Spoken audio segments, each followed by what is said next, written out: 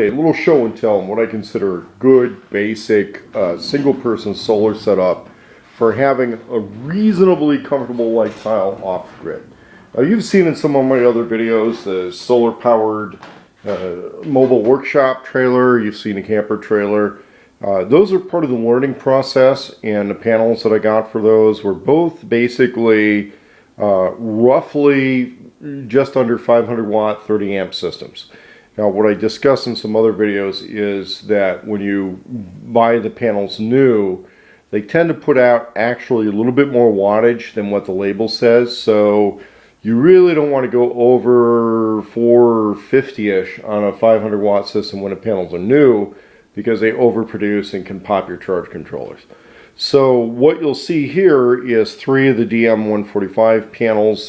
These are going to a location here in a few days, and that's basically one system. This can be tied into a larger system in a larger place or used on its own little cabin. If somebody's doing one of the tumbleweed tiny houses or small remote cabins and asks me, hey, what's the system look like, what do you have available, this is going to be the reference video for that, for the 12 volt system. This is 12 volts. This would use one of the standard 30 amp net meter solar charge controllers. I've been through a few different charge controller brands out there. There are some decent stuff out there. This one seems to be the best one for the money. It's not the best one in the world. I have actually blown one of these and got another one back on warranty. So they seem pretty good about the warranty. The thing is, to get a charge controller that's only a little bit better, you have to spend almost twice the money. So this one seems to be pretty decent for the money, for all the features and everything it offers. I'll show some other charge controllers in other videos and other setups, and you can make your own adult decision on whether you want to upgrade from this. But this one seems to be about decent for the money, for 80 to 100 bucks. These are sold by a couple different brands. I saw no particular reason to spend the extra money for the Steka brand name, because it really looks to me like it's the same exact thing, just more money. There's another couple of companies out there. Xantrix makes a pretty good 30 amp one without the display, and they have a 45 amp one that we kind of like. This is a 12 volt setup, so you're going to use common Harbor Freight inverters with that type of thing, or Cobra brand, or pretty much anything you can buy off eBay online. 24 volt systems tend to allow larger panels because they're also used with grid tie systems.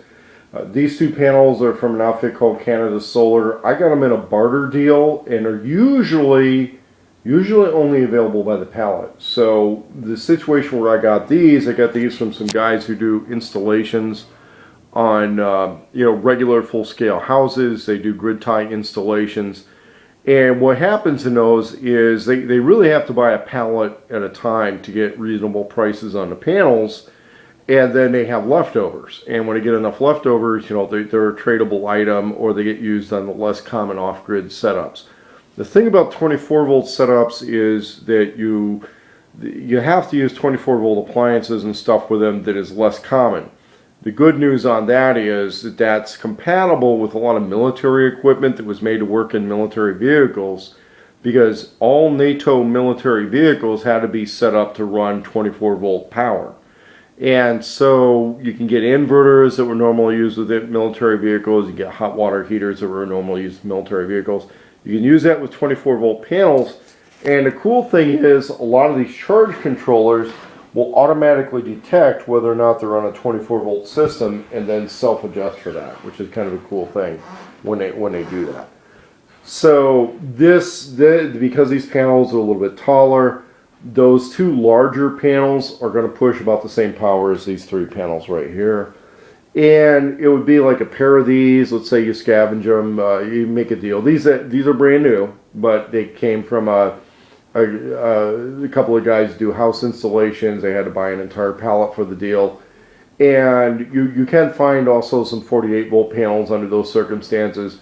And when you get into that type of a setup, you almost always have to use an MPPT charge controller if you're not using stuff that's specialized to work with that voltage. Using an MPPT charge controller is a little bit more efficient as far as power harvesting goes, And then those charge controllers have some adjustment available in the software, which will allow a higher voltage panel system to charge a lower voltage battery bank without just a straight power through voltage. The thing is that when we're talking about the requirements for some of the survival retreat network people that I've been dealing with, and I talk about this in a forum, what I'm looking at for part-time residency is a requirement where somebody has to provide at least one setup like this. And the battery situation we're going to deal with on a case-by-case basis, again, because that varies a lot with the climate and what you plan on doing with your electrical system.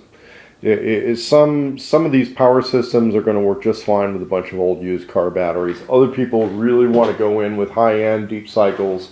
I know some other people that have done pretty well, very successful with tractor and semi-truck. I think they're called a Group 7, or I don't know. They're tractor batteries, and I think we'll show them in another video.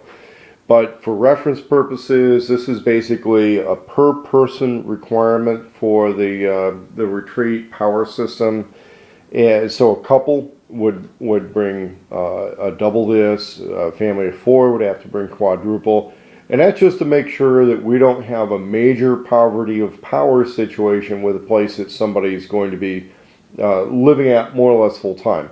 Part-time, you may decide that you want to go less than that. But that also is an arrangement you need to make with the full-time people and the people whose name is actually on the property. If you leave a situation or you get thrown out, that is another situation to deal with where you may want to have the option of taking your toys and going away, which means that with these panels, it's an unboltable thing. We're going to show some semi-mobile arrays, so that if somebody is on a tryout basis, let's say they go someplace on a tryout basis, this is large enough that it can work as a standalone power system when you hook it up with the batteries and its own charge controller and all of that. This would serve as a single good solid circuit on a breaker box board. Okay, now we have to set those up differently on an off-grid as opposed to an on-grid house. But basically, this is equal to one good solid 20 amp AC circuit in a place, and that's enough to run like in normal houses. That's like a couple of bedrooms, maybe a single kitchen.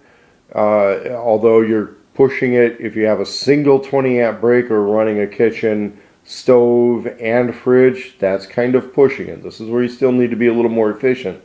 So if you're talking about a family, that's where we're talking about having a larger, more involved kitchen, where you're going to need one of these for every 20 amp breaker. There's a little bit of power loss as everything goes through all the translations.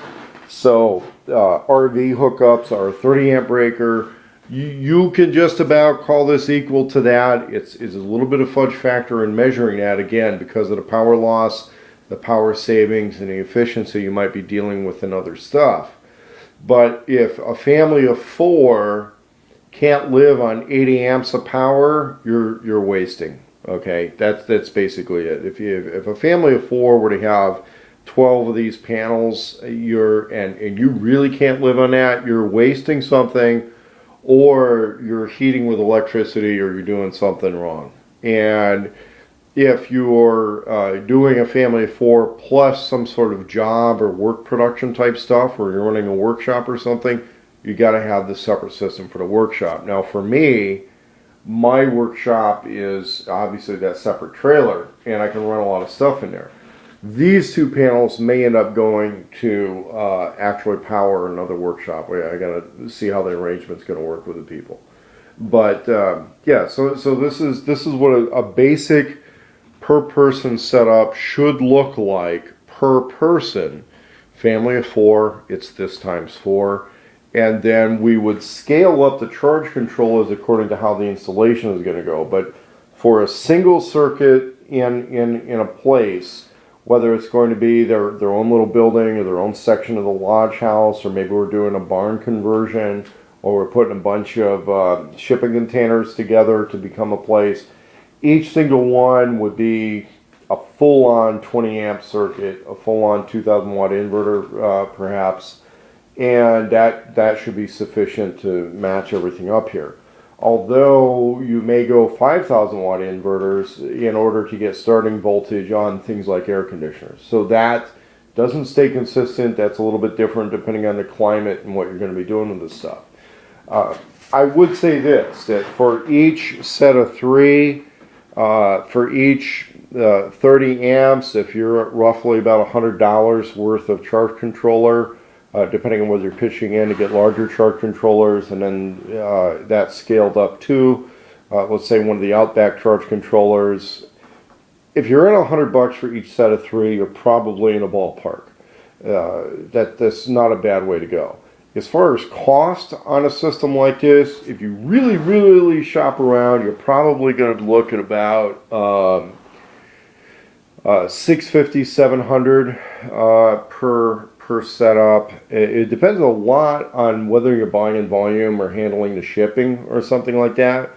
Because if you really buy as a group and you really shop the deals, this can be as low as about $450 a person. So it depends a little bit on some of those variables. And so if anybody has any questions about how to organize the power and power rationing and power requirements for, let's say, a survival retreat setup, especially in western states, I can work with you on it. I'm here in Portland, Oregon, and you know, if you want to meet and talk in person, that's cool. And if you're looking at larger scale, on-grid, grid-tie type operations, I usually refer that to some other people a little bit better versed in that than I am. But for somebody who wants to see what it actually looks like, this is the stuff I'm going to be delivering to another location. I just wanted to show some video before we do that.